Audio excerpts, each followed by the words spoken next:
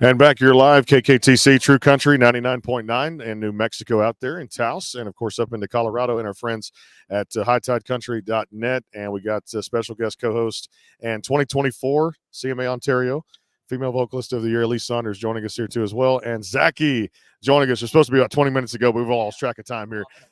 Here on the backstage, Paz. What's up, man? Pretty good, man. How are you doing today? We're surviving. That's the key thing. If this light wasn't in my face, it's bright, keeping us awake here too. I almost took a nap early this morning because there was like a 45-minute gap.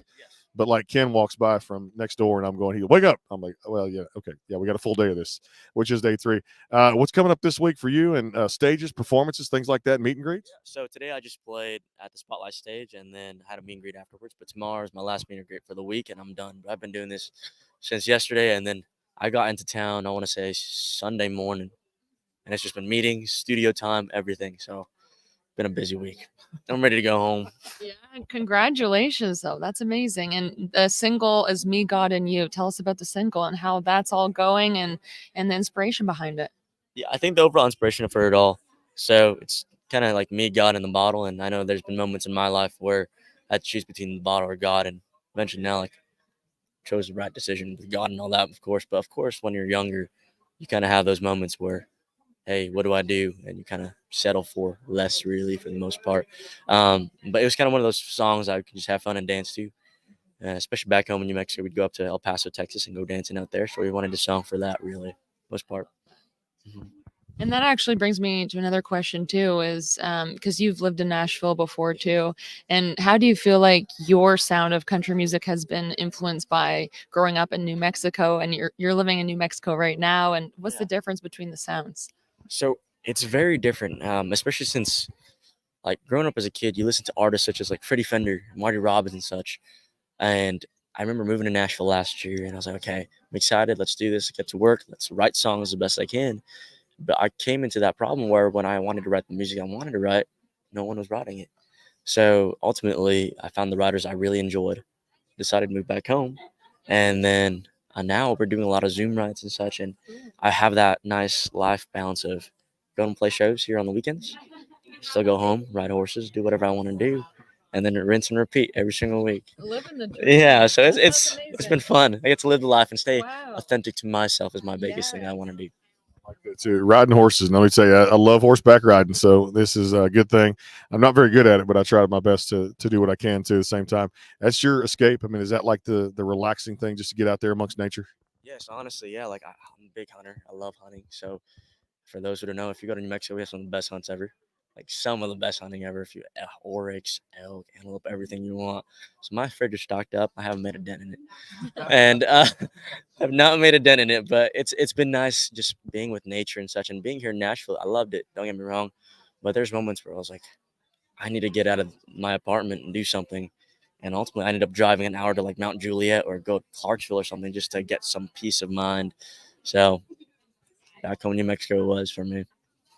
I love that. I think it's so important as an artist, and you were saying you want to stay to your roots and what makes you happy. And I feel like having those life experiences that are real instead of just being stuck in the apartment. So, what is your inspiration for writing? What is your style as a writer?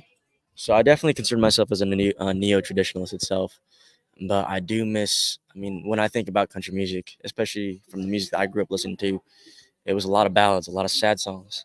A lot of stories about heartbreak, but it wasn't just about that. There was little things in between that led up to that heartbreak, or stories about just life in general. I mean, look at George Jones. He was probably a really amazing example of that. He wrote songs about everything, about him missing shows. That's why they call him the possum, or going, like, especially that area with him and Tammy Wynette. I think that was some of the best songs he ever released because it was true stories about just life and the common man. That's what I think about country music is it's about that common person. It's not about someone who's in necessarily the business world stuff. It's us farmers, us blue collar folks. It's about those small town homegrown folks. And so what I get inspiration from is a lot of those stories. I grew up writing, like I said, but I also grew up doing a lot of different things. And I want to be able to share their stories and have someone I can relate to because I'm a firm believer that music is medicine. If I can be someone's medicine for that 5 minutes or 3 minutes, I'm going to do that as best I can. Well said. Well said, no doubt. Speaking of legends, man, we lost one, no doubt. I was up here in February, March. I remember the months back, but CRS here, and we did a benefit show for Toby Keith out there.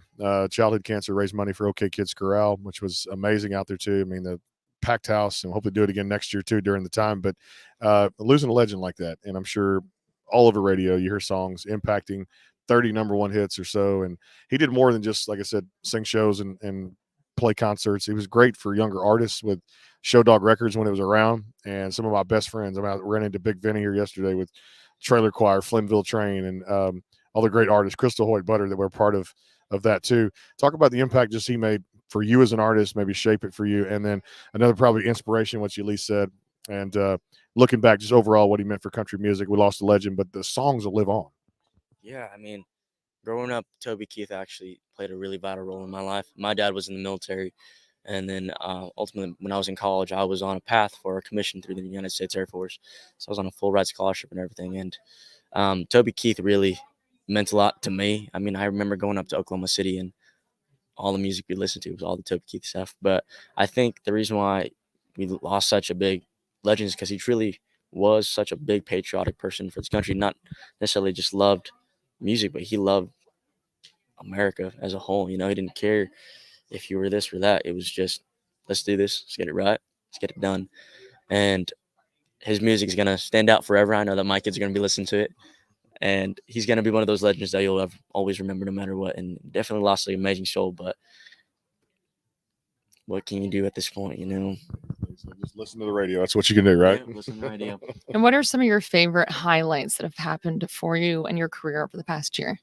Yeah, so got to play. I remember when I first moved to Nashville, Tennessee, I got to play with Bluebeard for the first time, and I never thought that would actually ever happen in my life. So doing that was kind of like that little bucket list moment for me, you know. And one other thing that really, I remember this was a couple of years back, is when I first released my first single, Turquoise Cowgirl. I didn't have any music out at the time.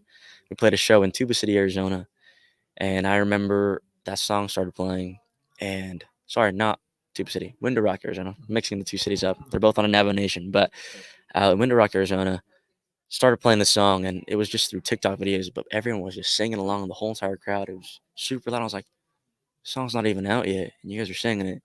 And it was that pivotal moment for me because I realized maybe I can make it in this industry.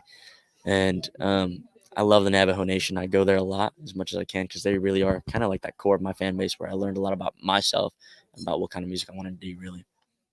I'll tell you what, man, I'm looking forward to all the new music coming out too and the shows. And you're truly one of the most talented people in this industry right now too. Dzaki out there across all the digital streaming platforms. Make sure you check out the music there, and we're going to play it at KKTC True Country 99.9. One of my best shows of the day. Appreciate you being with us. You got it. Dzaki here on the program, back with more. Calm down a little bit, didn't it? Why did your floodgates will open some more here again? CMA Fest 2024 rolls on. More to come here. HighTideCountry.net, KKTC, True Country 99.9. Stay tuned.